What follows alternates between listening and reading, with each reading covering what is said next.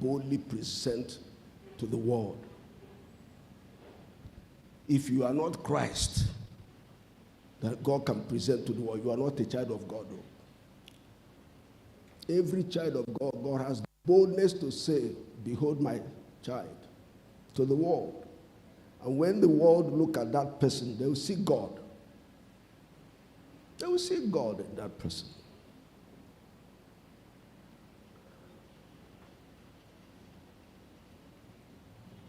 You can't have a relationship with God, a living relationship with God, and you don't look like God. Christianity is to become like God and to look like him in everything.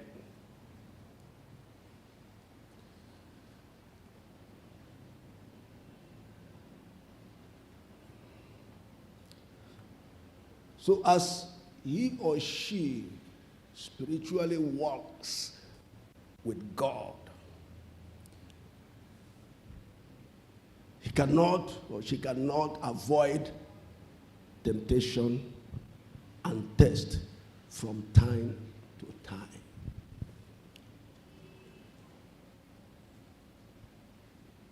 Except that person stops walking with God.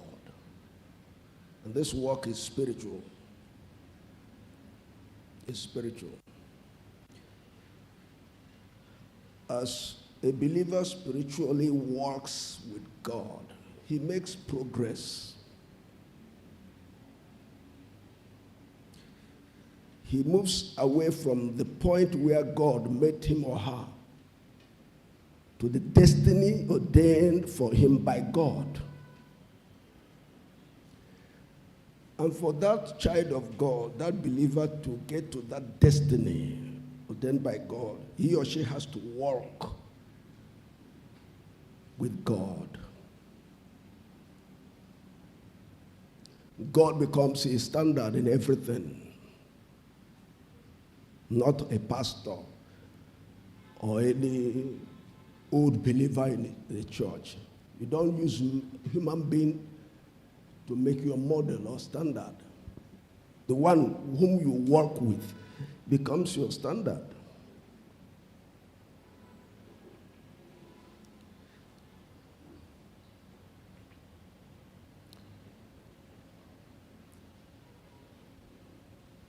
And because you as a believer cannot avoid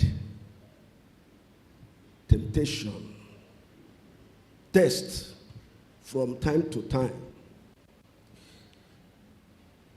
the following points are necessary to note and keep alive in the mind.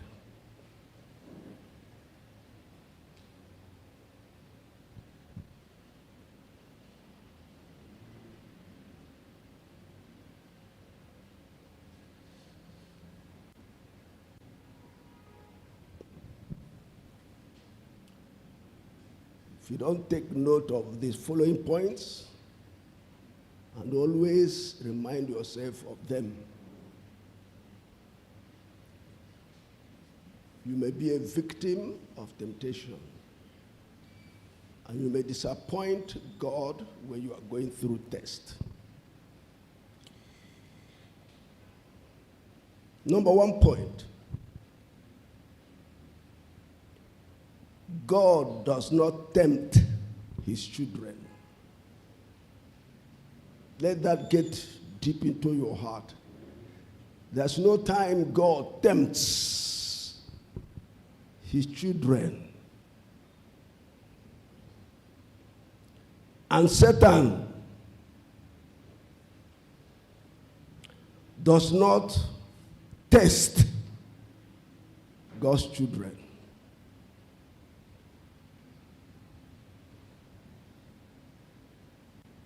God does not tempt his children, and Satan does not test God's children.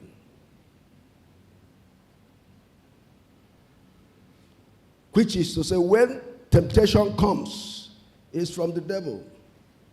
When test comes, is from God.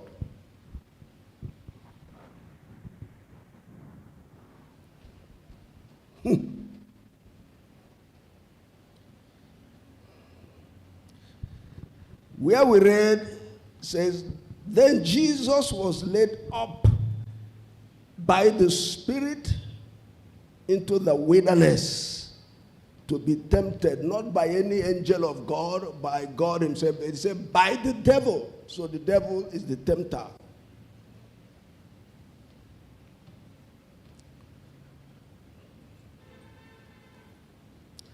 In Mark's Gospel, chapter 1, verse 13.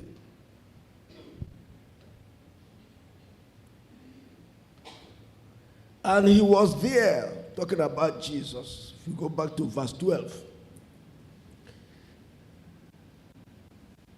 And he was there in the wilderness 40 days, tempted by Satan.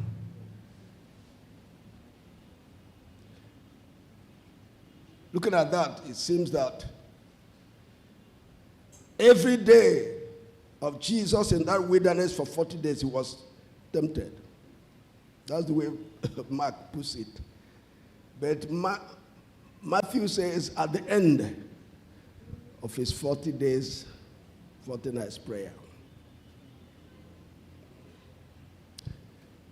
I look at what Mark puts here, and it makes me to know that I can face Satan's temptation any of the days, any day. Satan can tempt me today and tempt me tomorrow and tempt me next tomorrow. That's what I'm getting out from Mark's record.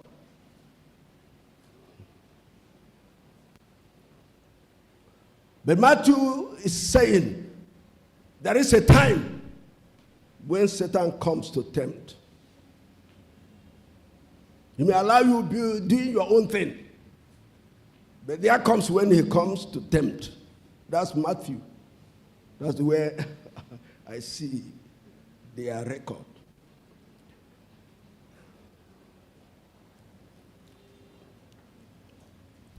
Luke chapter 4, verse 2.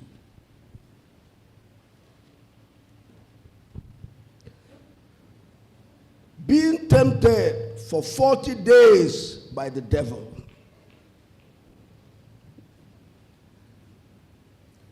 Being tempted for 40 days. It's like Luke and Mark are saying the same thing. That every day Jesus was in the wilderness, he was being tempted by the devil.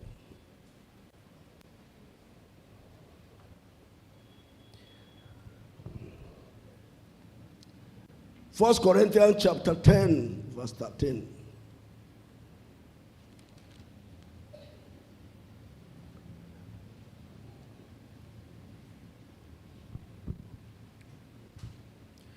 No temptation has overtaken you except such as is common to man. But God is faithful, who will not allow you to be tempted beyond what you are able. But with the temptation will also make the way of escape, that you may be able to bear it. God is not the tempter.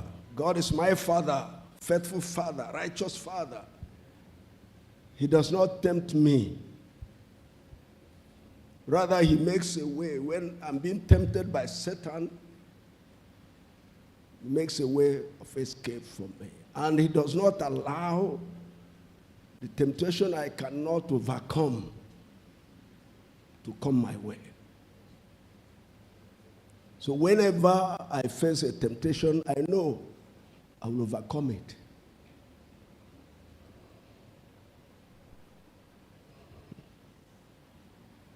Listen, your journey with God from earth to heaven has landmarks Satan has laid on the way temptations. Temptations. You may escape the first one, escape the second one, the third one may cut you pieces, shatter your faith in God, and puts a stop to your walk with God. And the reason the third landmine, spiritual landmine of the devil got to is because in the first temptation, the second one, you did not learn lesson from them.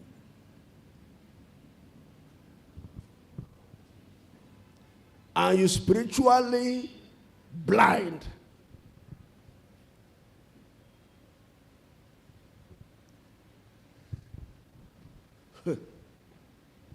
God is not the tempter. James chapter 1. I want you to have all these scriptures. So when you are tempted, don't think it's God. It's tempting you. It's your enemy. Verse 13 of James chapter 1. Let no one say when he is tempted, I am tempted by God.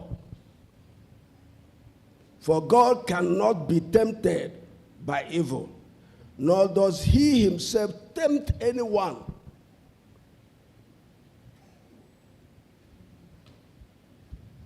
I'll stop it there. You can read that if you want. Maybe next week we'll touch the other side of that passage.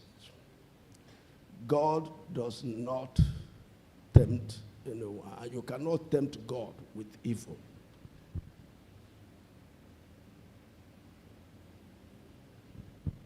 So it's established that God does not tempt his children. And Satan, after these things that God tested,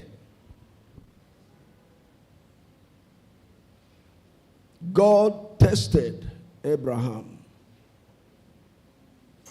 How did he test him?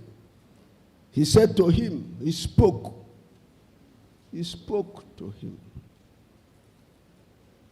He spoke. God walks with his word. And so if you don't have open ears to hear, God speaks, you miss God.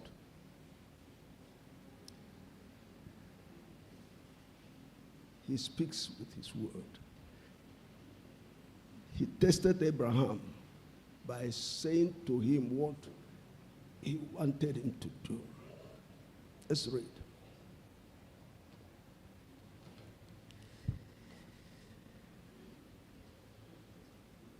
Then he said, take now your son, your only son, Isaac, whom you love, and go to the land of Moriah and offer him there as a burnt offering on one of the mountains of which I shall tell you. It's a test. Abraham has waited for long years for the promise of God. Finally, the promise came when he was 100 years of age. And God is saying to him now, that's your son, that's your only son, whom you love. Take him. Take him. Go and offer him on a mountain that I will show you. It's good to know God as a person. Know the character of God. Know the things God hates and what he loves. If you don't, you miss God. I want to believe Abraham knew that God does not accept human sacrifice. That God must have another plan when he gets there. But he has to obey God first before that plan B of God.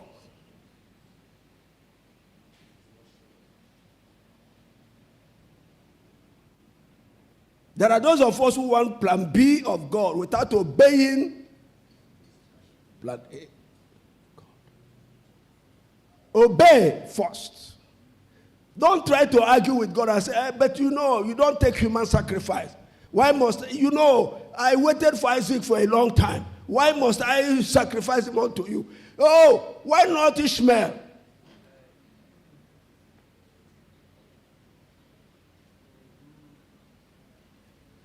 Or do you Chineke marry here?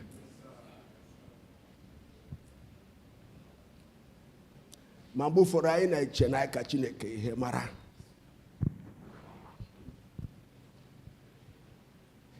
Your finite mind cannot fathom God, whom He is. What makes me to relax spiritually is when I come to know that God did not stop being creator after the record we have in Genesis chapter 1. When He stopped creating, He did not stop being a creator. Rather, He stopped creating. That He can start creating anytime He wants. Did you get what I said now? There are those who believe that God stopped being creator after He created on the sixth day, seventh day, He rested. So He doesn't create anymore. No, lie, big lie. He remains creator. He creates anytime He wants to create. And that's why the angels in heaven, you never hear them complain that in here, or blind.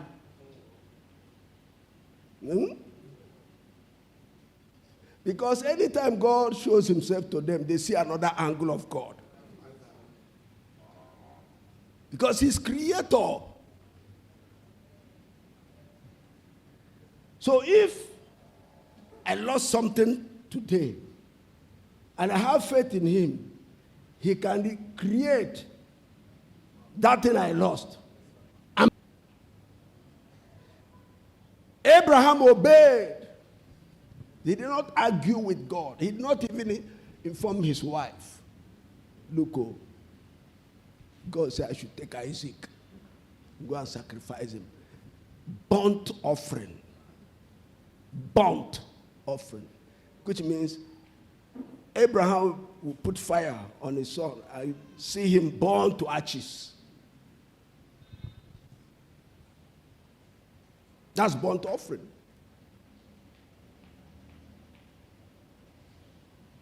We know the story. But verse 1 says, God tested. God tested. When God puts His test, it's for your promotion if you pass it. God tests His children to promote them, to bless them. Someone gave testimony this morning that someone gave 100,000 and received 400,000. It was a test to that person. It may not be test to others, but to that person it was a test. It could be that was all he had, and he gave it to God. God said, okay, I give you 400.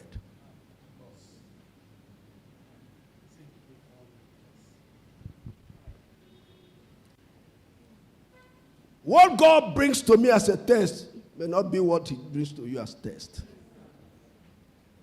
But every child of God goes through divine tests. Divine test is to purify you spiritually. It's for purification.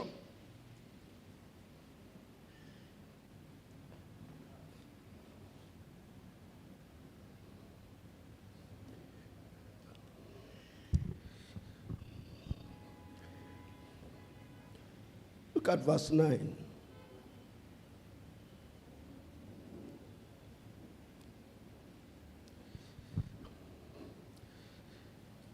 If you read from verse 9, go down, verse 15.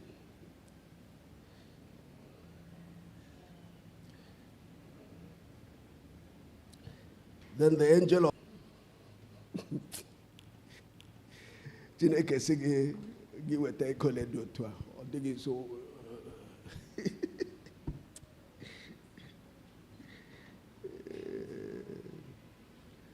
Eba mnyegi testimony kam na choka provoke to be given. I have spoken to you here, I've preached, I've taught you on Bible way, prosperity, Bible way. That's what I practice. If you don't practice it, it's your own cup of tea.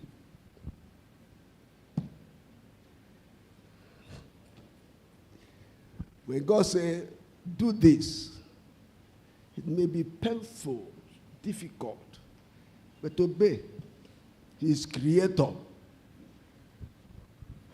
The book of Hebrews says, Abraham believed that if he authorized it, God is able to bring him back. That was his faith. He knew God is almighty, has all power.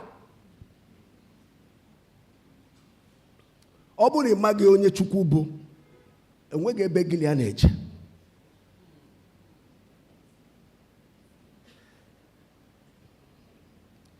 There are those of us even seated here, I'm looking at you now, and I'm seeing you. You are satisfied.